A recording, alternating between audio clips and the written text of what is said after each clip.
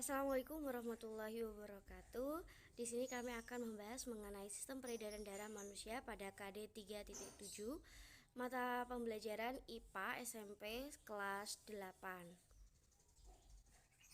Di sini kami yang beranggotakan saya sendiri Indira Aulia Stefani Putri, NIM 049 dan teman saya Anindya Megaduran dari NIM 070.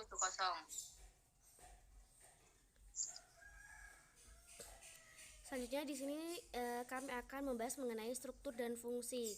Nah, dibagi menjadi darah, sistem peredaran darah manusia dan jantung. Sistem peredaran darah manusia sendiri itu nanti terdapat gangguan dan upaya.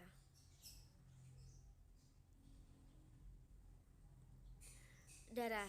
Darah merupakan jaringan ikat yang berwujud cair dan tersusun atas dua komponen utama yaitu plasma dan elemen seluler yang 55%-nya plasma darah dan 45%-nya sel-sel darah. Secara normal lebih dari 99% sel-sel darah tersusun atas sel darah merah eritrosit dan sisanya tersusun oleh sel darah putih leukosit dan keping darah trombosit. Di sini terdapat pembahasan darah. Yang pertama ada plasma darah. 91,5% air dan 8,5% zat-zat terlarut atau protein dan zat-zat yang lain. Nah, protein di sini berupa albumin, fibrinogen dan globulin. Untuk zat-zat lain berupa sari makanan, mineral, hormon, antibodi, zat sisa metabolisme. Yang kedua terdapat sel darah merah atau eritrosit, yaitu yang berbentuk bulat pipi dengan bagian tengahnya cekung, tidak memiliki inti sel. Sel darah merah paling banyak terdapat dalam darah. Warna merah disebabkan adanya hemoglobin atau Hb. Ketika dalam paru-paru, hemoglobin dalam sel darah merah mempunyai daya ikat yang tinggi terhadap oksigen.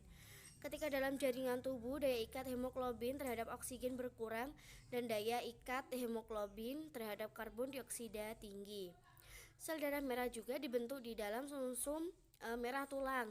Sel darah merah juga hanya berusia sekitar 100 sampai 120 hari. Yang ketiga ada sel darah putih atau leukosit, yaitu yang berbentuk yang tidak tetap atau bersifat ameboid dan mempunyai inti. Jumlah sel darah putih tidak sebanyak jumlah sel darah merah. Fungsi utama dari sel darah putih adalah melawan kuman atau bibit penyakit yang masuk ke dalam tubuh. Berdasarkan ada tidaknya butir-butir kasar atau granula dalam sitoplasma leukosit dibedakan menjadi granulosit dan agranulosit. Glunosit terdiri atas eosinofil, basofil, dan neutrofil. Agranulosit terdiri atas limfosit dan monosit. Di sini terdapat bagian-bagian sel darah putih, yaitu mempunyai bentuk sel dan karakteristiknya. Selanjutnya, di sini yang keempat terdapat keping darah atau trombosit. Bentuk trombosit sendiri beraneka ragam, yaitu terdapat bulat, oval, dan memanjang. Trombosit tidak berinti dan bergranula. Umur dari keping darah cukup singkat, yaitu 5-9 hari. Sangat berhubungan dengan proses mengeringnya luka. Di dalam trombosit terdapat enzim trombokinase atau tromboplasmin. Dan di sini terdapat proses pengiringan luka, yaitu terdapat pembuluh darah, jaringan yang rusak, lalu trombosit pecah, fibrin menutup jaringan yang rusak, lalu faktor jadinya pembekuan darah itu tersebut terdapat keping darah, lalu juga ada jaringan yang rusak dan plasma darah. Nah, di sini terdapat jantung, yaitu organ yang berperan sebagai pemompa darah sehingga darah dapat mengalir ke seluruh tubuh. Jantung terdiri atas 4 ruangan, yaitu terdapat serambi kiri atau atrium, serambi kanan atrium juga, bilik ventrikel kiri, bilik ventrikel kanan. Nah, di sini terdapat gambar jantung, yaitu darah masuk ke serambi kanan, lalu darah melewati katup tricuspidalis menuju bilik kanan, lalu darah dipompa oleh bilik kanan melewati arteri pulmonalis menuju paru-paru. Selanjutnya darah mengalir melalui vena pulmonalis menuju serambi kiri, lalu darah turun melalui kutub bicuspidalis menuju bilik kiri, Lalu bilik kiri akan memompa darah ke seluruh tubuh melalui pembuluh aorta. Lalu di sini terdapat pembuluh darah, ada 3 yaitu nadi, arteri, pembuluh darah yang mengalirkan darah keluar jantung, berisi darah yang mengandung oksigen. Lalu di sini terdapat balik atau vena, mengalirkan darah masuk ke dalam jantung, berisi darah yang banyak, mengandung karbon dioksida. Di sini juga terdapat kapiler, yaitu pembuluh kecil yang berasal dari ujung arteri dan vena yang bercabang-cabang. Terjadi pertukaran gas oksigen dan gas karbon dioksida antara darah dengan jaringan tubuh. Lalu selanjutnya ada peredaran darah manusia yang akan dijelaskan oleh teman saya, Anindya Mega Durandari. Dipersilahkan. Baik, saya akan menjelaskan tentang peredaran darah manusia. Peredaran darah manusia termasuk peredaran darah yang tertutup. Setiap beredar, darah melewati jantung 2 kali sehingga disebut dengan peredaran darah ganda. Pada peredaran darah ganda tersebut dikenal peredaran darah kecil dan peredaran darah besar. Peredaran darah kecil merupakan peredaran darah yang dimulai dari jantung atau bilik kanan menuju ke paru-paru, kemudian kembali lagi ke jantung atau serambi kiri. Sedangkan peredaran darah besar adalah peredaran darah dari jantung atau bilik kiri ke seluruh tubuh, kemudian kembali ke jantung lagi atau serambi kanan. Selanjutnya, faktor yang mempengaruhi frekuensi denyut jantung yang pertama yaitu kegiatan atau aktivitas tubuh. Orang yang melakukan aktivitas besar memerlukan lebih banyak sumber energi yang berupa glukosa dan oksigen dibandingkan dengan orang yang tidak melakukan aktivitas besar atau aktivitas kecil. Yang kedua yaitu jenis kelamin. Perempuan memiliki frekuensi denyut jantung yang lebih tinggi daripada laki-laki. Perempuan memiliki denyut jantung berkisar antara 72 sampai 80 denyutan per menit. Sedangkan laki-laki memiliki denyut jantung berkisar antara 64 sampai 72 denyutan per menit. Faktor selanjutnya yaitu suhu tubuh. Semakin tinggi suhu tubuh, maka semakin cepat frekuensi denyut jantung. Hal ini terjadi karena adanya peningkatan proses metabolisme. Selanjutnya yaitu umur. Pada janin, denyut jantung dapat mencapai 140 sampai 160 denyutan per menit. Semakin bertambah umur seseorang, semakin rendah frekuensi denyut jantungnya. Faktor yang terakhir yaitu komposisi ion. Berdenyutnya jantung secara normal tergantung pada keseimbangan komposisi ion di dalam darah. Ketidakseimbangan ion dapat menyebabkan bahaya bagi jantung. Subtopik yang akan dibahas selanjutnya yaitu gangguan dan upaya kesehatan sistem peredaran darah. Yang pertama yaitu jantung koroner. Penyakit ini terjadi jika arteri koronaria tidak dapat menyuplai darah yang cukup ke otot-otot jantung. Arteri koronaria merupakan pembuluh darah yang menyuplai nutrisi dan oksigen ke otot-otot jantung.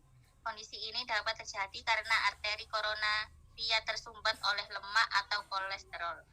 Jika otot-otot jantung tidak mendapatkan nutrisi dan oksigen, maka otot jantung yang tidak dapat berkontraksi sehingga jantung tidak dapat berdenyut. Gejala dari penyakit ini antara lain yaitu dada terasa sakit, sakit pada bagian lengan dan punggung, napas pendek, dan kepala pusing. Upaya untuk mencegah terjadinya jantung koroner antara lain yang pertama, melakukan olahraga dan istirahat yang teratur. Kedua, menjaga pola makan sehari-hari, menghindari minuman beralkohol, menghentikan kebiasaan merokok, menghindari stres berlebih, dan menjaga berat badan ideal.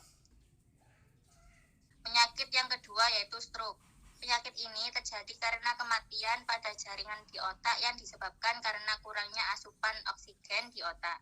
Hal ini terjadi karena pembuluh darah pada otak tersumbat oleh lemak atau kolesterol ataupun salah satu pembuluh darah di otak pecah. Upaya untuk mencegah terjadinya stroke sama dengan upaya mencegah terjadinya jantung koroner.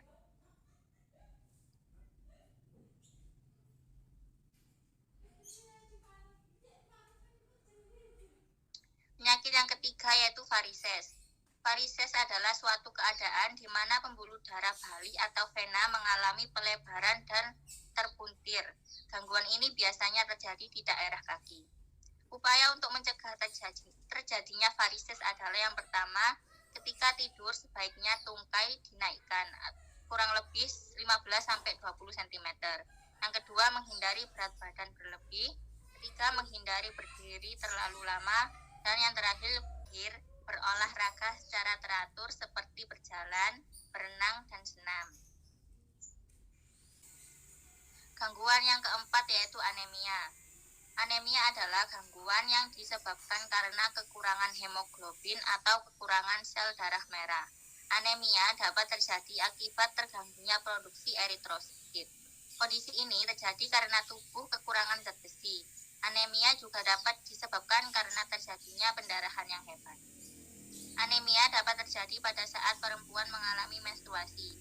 Setiap terjadinya menstruasi, tubuh akan kehilangan darah dalam jumlah yang cukup banyak, yaitu sekitar 50-80 ml, dan zat besi sebesar 30-50 mg.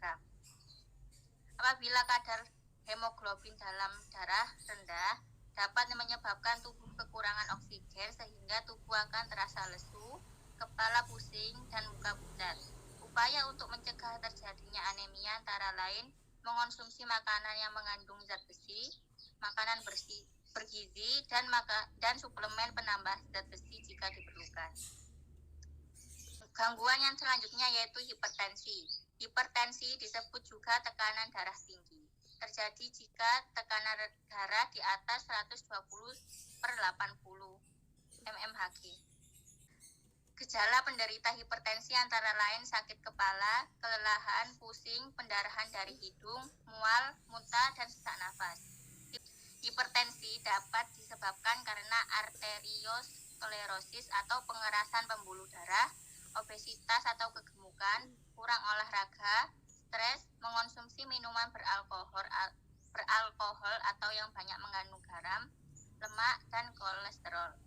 Upaya untuk mencegah terjadinya hipertensi adalah menjaga berat badan ideal, menghindari mengonsumsi minuman beralkohol, makanan berlemak dan mengandung kolesterol tinggi, berolahraga secara teratur, menghindari kebiasaan merokok, dan menghindari faktor-faktor yang menyebabkan stres.